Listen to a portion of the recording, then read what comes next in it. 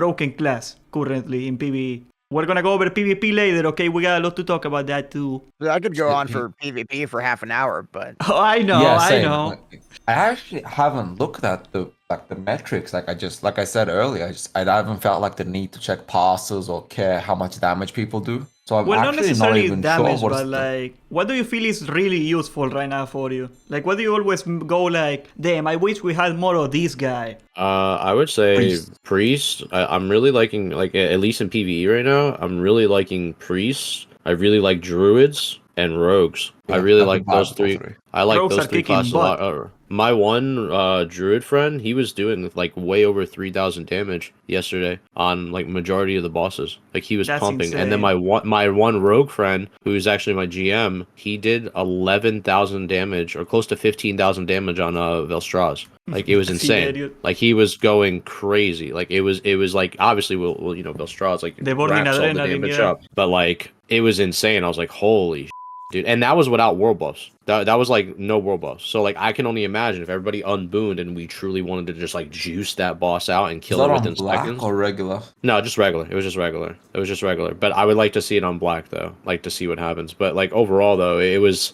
still pretty impressive, and I think those are the three classes that I feel like are the highlights for me right now in BWL at least. I really do feel that Belstras is the boss that you really want to unboon for. Like, that is like the one boss that you can really brute force with damage. Well, that and Evon Rock, I guess. But like, Belstras is so much easier with wall boss. I was so stubborn about No, it. true. As long as you have the tank not like mess up and then turn the boss, and then we get swiped and then cleaved, and then like that's the problem right now. It's like trusting tanks, because like you really put your life into the tank, and if your tank decides to do something stupid and not correctly face it the right way, it wipes everybody, it wipes all the world buffs, and then everybody's I guess demeanor or like their attitude's all down now because all their buffs are gone. You know what I mean? Sorry that's about why that.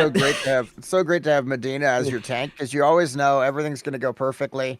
Your buffs are nice and safe with him. It's great. Oh snap!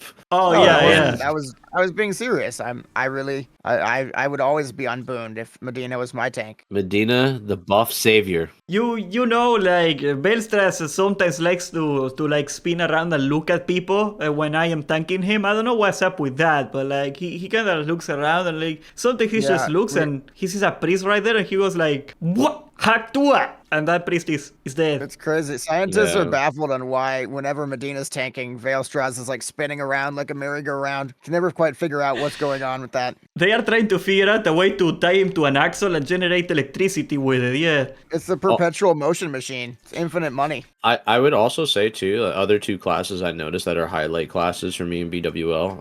Because I won't say who's like the most broken right now in BWL, because I feel like a lot of classes are performing better, and it's hard to say who's broken right now because at the end of the day, like the logs are coming out each week with more people getting their tier 2 sets and actually mixing and matching their core forge with their draconics. So like we're gonna actually see different results in the next couple of weeks as we go if you actually like monitor the logs from week 1 going till now. But I would say like warriors, like the whole shockwave thing, especially on the ads that throw like the engineer bombs, those bombing ads, like those So ads are useful. the worst ads in my opinion. I think warriors are amazing for that. And also the other class I forget to mention was hunters. I think hunters add so much efficiency to that raid where it's like it's nice to bring more than one hunter. It's beautiful like having them for ad control. And then also with during the last few fights within BWL, especially with the last boss fights going on, it's pretty nice, honestly. I think a lot of classes are bringing a lot of useful stuff, but those are the classes I think in my opinion are like the highlight MVPs at the current moment. Yeah, like hunters are like so in demand and so hard to find lately. I never thought in my life that I was gonna say that we need more hunters in the game, but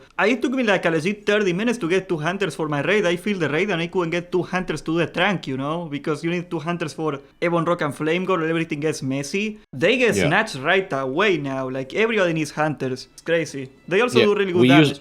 We use our hunter in our runs to pull everything. He pulls everything, then the tanks will take control of everything because the hunter has just so much range, So he'll just pull it, the tanks will take over it, and then we just cleave it all down. So the hunter really just actually leads our run more than anything is the hunter. Yeah, it's great. It still kinda sucks for warriors to pull. We don't get a lot of range. The mid hook, I totally understand why the mid hook doesn't have range, right? Like if it had as much range as a hunter, God help your soul if you're a Clothian PvP. God help your soul. Be broken. But we really need something to pull, man. That's really annoying to deal with. So you either got a hunter or you are like risking your life in the line every day trying to get the trash in. That's especially in Molten Core. Molten Core, I think, is a lot worse in that sense. Like, I feel that Black Wing Lair is a lot easier to AoE everything down. But like Molten Core, even on tier 2 gear, you can still get destroyed by the trash. It's really scary. No, for sure.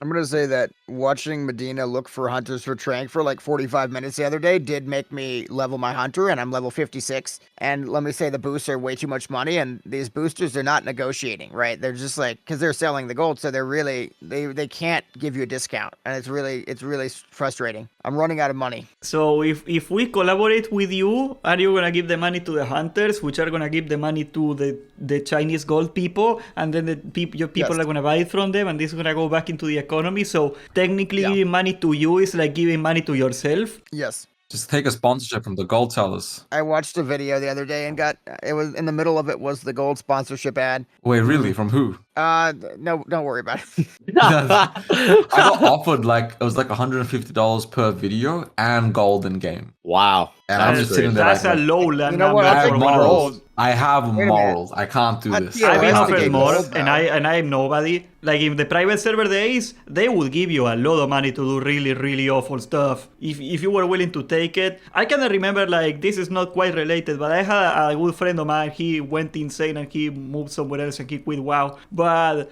he was like a very successful Rato the Lich King streamer. There was this server, the biggest server for Rato the Lich King. They sold, what's the name of that sword from Arthas? The called A legendary Shadowmon. Shadowmorn. Yeah, they were selling Shadowmorn in the cash shop for like 200 euros or something like insane like that. And like his first YouTube paycheck when he blew up, he spent it all on that sword, bro.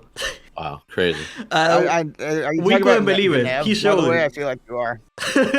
Okay, so I totally derailed us. I was gonna say, No. like, I'm just I do think hunters are probably the best class to bring. You want classes, especially if you're doing like BWL pugs, you want to bring like the warlocks, the hunters are amazing. I'm looking at like the low percentile, like what is like the baseline of a class, and it is the boomkins. Like the boomkins they're good if you're a new player, and they're good if you're experienced. So and they have the battle res to innervate everything. What I'm really shocked about, this is Jay Tello's problem. Like, it doesn't look like the Rets are nearly as good as we thought. I don't know what went wrong, but the Rets are like, I mean, my reputation is impacted. With gear, aren't they? You don't have the gear, so they can't really sim it unless you're. Oh, you're lucky talking enough about to win all the your PTR items. numbers, because like I remember that. I mean, my reputation. I said Rets were going to be sick, and I thought they would be, and they look terrible. Yeah, so this is what I said, and this is what I was kind of like not arguing with the Paladin Discord for, but like we were having like constructive discussion about it because like everybody was really like In a class Discord?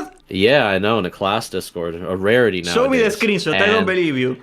and I have a lot of good friends in there. Though I'm pretty, everything's pretty chill in there. But the thing is that a lot of them were saying, and I even have my friends, who they raid on the Horde end too, that they were saying, Paladins are about to be broken. They're about to be absolutely insane, and they're going to be the number one DPS, and they're going to be this and that, and everything's catered to them this phase. And then I look at the log numbers week 1, and I look at week 2, and I'm like, well, let's see what's actually going on right now, regardless of these sims. And I think I have a personal problem with sims. I don't like the way sims justify how actual in-game performance plays out. I don't think it's very bad, in my opinion. I think sims give a good identification of like, okay, theoretically, you could hit this in the perfect environment, in the perfect like setup with the right consumes, nothing happening gameplay wise, and everybody's on point at a perfect like timing of everything, of like the pull and how it works out, and the tanks do everything correctly, the heals are good, and everyone's DPS is matching others, and you got the right buffs and world buffs and consumes. But if you don't have any of that, you're not matching the sims. And right now, like what we were saying a little bit earlier, I would like to see the logs in the next couple of weeks where more people get their gear so we can see what actually happens. Because right now, yeah, like Ret Paladin's kind of like in the 3,000 range, which is okay, which is not bad, but we're not in the 5,200 range, which people are claiming. Is it possible that Rets are just significantly worse at their rotation than other classes. And that is the reason why the Sims say they're very good, and then the reality is that they're bad. No, I heavily agree, because the thing with like Paladin is, and every class has their special way how they want to play. Let's get that straight. So like every class has a way where they feel like if they play this way, they'll beat the number they did last week, or if they get that little upgrade, it might change a small little parse number of DPS. But with Ret Paladins right now, our big thing is, do people want to do exo spamming? Do people actually want to be using tier 1 molten core set where it's 2 seals at once? You don't need a seal twist. You only just need to press the button when your weapon swings at the end. So playing Paladin right now, it's a skill gap in PvE, because you have to understand whether you want to be a manual twister or an automatic twister. It's almost like, do you want to drive a manual truck IRL, or do you want to drive an automatic? What's easier? What would you prefer, and what would you feel more comfortable with? But like, it's complete. Yeah, an Uber, 100%. But it's like, honestly, at the end of the day, I really feel like it's very performance based, and you can mess up a lot on your rotation. And some paladins they just don't realize how to excel at it. And the same thing happens with warriors, happens with rogue, it happens with a lot of classes. Yeah, I think it's and like I feel the like opposite with warriors, right? Like people always doom on them that they are gonna suck, and like warriors are like, I think you're gonna agree with me on this, that warriors got like the most insane freaking like mental players in the planet. So like no matter what happens with the warrior, even if the warrior sucks, like some guy out there is gonna figure out something to do with it. Like the average. no, for sure, yeah. Everyone excels. Look at like top warriors. There's top warrior players, top rogues, and everyone wants to be that top player. But the problem is, in order to be that top player, it requires your rotation being perfect. You knowing your rotation before you even go into it, practicing your rotation in the open world, figuring out what buttons I need to be using, what macros I should be considering, what people I should be looking into, and what gear I should be chasing. And then also, on top of all that homework being done, what comp should I be in? What should the comp look like in the BWL in order to really min-max? So if you're that type of person who wants to min-max, there's a lot of studying and like actual breaking down that goes into it before you even enter raid week. And I think some people are just a little bummed out right now because they're not reaching the results they're getting, especially obviously, paladins. I know like we're talking about that, but we'll see what happens in the next 2 to 3 weeks. I think we'll see some better results in the next 2 to 3 weeks. Give it some time. Yeah, and like I only got one piece of tier 2 yet, and I did 2 raids, and I feel I'm pretty lucky. I got 3 right now. Yeah. Has anyone here gotten loot? I'm 3 Blackwing Lairs. I've gotten 4 pieces of off-spec that nobody wanted, and I've gotten